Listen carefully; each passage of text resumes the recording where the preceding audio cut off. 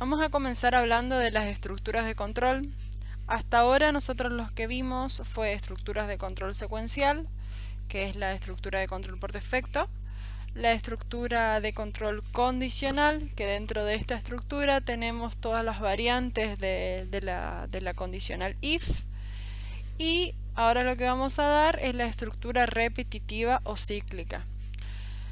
Esta estructura es una estructura bastante diferente a lo que veníamos viendo. En la estructura condicional nosotros vimos que una instrucción se ejecuta siempre después de la otra.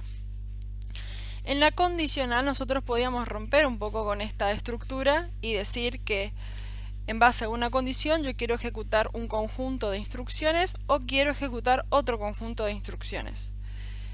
Lo que vamos a poder hacer acá con estas estructuras que vamos a empezar a dar es repetir un conjunto de instrucciones que están dentro de un bucle, ¿sí? Justamente ese conjunto de instrucciones que se va a repetir es lo que se denomina bucle. Entonces, con una estructura de control repetitiva, lo que yo puedo lograr es que una instrucción se ejecute más de una vez. En estas estructuras repetitivas vamos a encontrar dos términos bastante frecuentes. Uno es el término de bucle y otro es el término de iteración. Bucle hace referencia a cuáles son ese conjunto de instrucciones que se va a repetir n veces, e iteración se denomina al hecho de repetir ese bucle esas n veces. Bueno, ¿cuándo nos vamos a dar cuenta que tenemos que usar una estructura repetitiva? Justamente cuando nosotros necesitemos ejecutar una instrucción más de una vez. Cuando eso pasa, sí o sí lo que tenemos que utilizar para resolver este problema son las estructuras de control repetitivas. Entonces, las dos preguntas principales cuando nosotros vamos a confeccionar estas estructuras repetitivas que nos tenemos que hacer es: ¿qué contiene el bucle? Es decir, ¿cuáles son las instrucciones que van a estar dentro de este bucle, que se van a repetir? ¿Y cuántas veces se debe repetir este bucle? Esas son las dos preguntas que necesitamos responder antes de seleccionar cuál de estas estructuras repetitivas vamos a utilizar. Cuando estamos hablando de estructuras repetitivas, podemos hablar de básicamente tres estructuras básicas. Dentro de estructuras repetitivas tenemos la instrucción while, la instrucción do while y la estructura for, ¿sí? Son estas tres estructuras: while, do while y for. Cada una tiene sus particularidades, y especialmente lo que es while y lo que es for se utiliza en casos distintos para resolver problemas distintos. Lo que nosotros tenemos que identificar es cuál es el mejor, el más apropiado para cada uno de los problemas que vamos a tener que resolver. Vamos entonces a identificar cuál es la principal diferencia entre una estructura while y una estructura for. En una estructura for yo puedo repetir ciertas instrucciones, las que van a estar dentro del bucle. Lo puedo repetir una cantidad n de veces, ¿sí?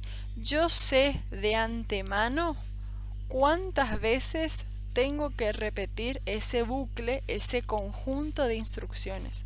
Cuando yo sé de antemano cuántas veces tengo que repetir el bucle, entonces tengo que utilizar una estructura for, o me conviene utilizar una estructura for, porque justamente está pensada para eso.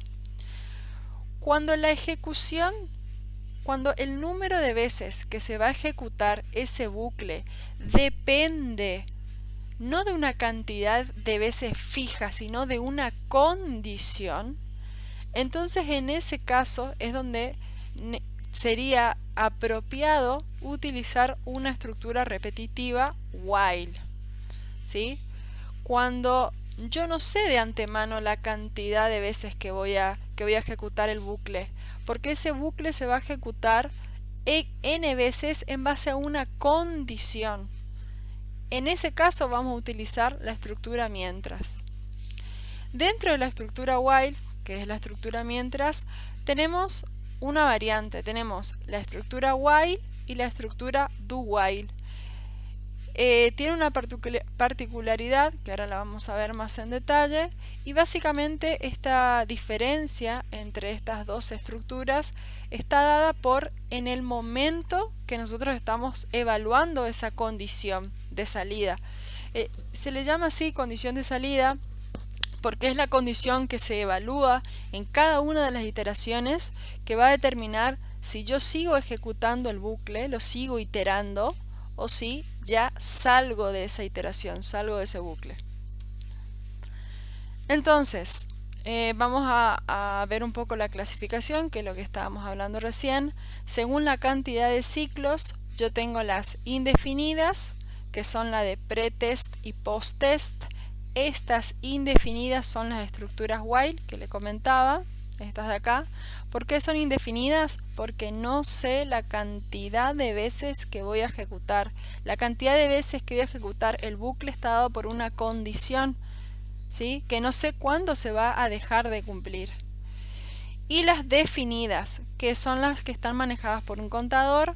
Yo sé de antemano cuántas veces tengo que ejecutar el bucle, y este es el caso de la estructura for que les comentaba recién. También dentro de la clasificación tenemos la clasificación por su condición de fin, tenemos las puras, las que son post-test y las manejadas por contador, y también las impuras, que son la de pretest.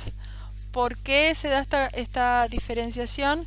En la pretest lo que tengo que, o sea, la diferencia es que en la de pretest lo que voy a hacer es primero evaluar la condición para saber si ejecuto el bucle o no. Y en las de posttest lo que voy a hacer es primero ejecuto el bucle y después evalúo si voy a seguir iterando o no.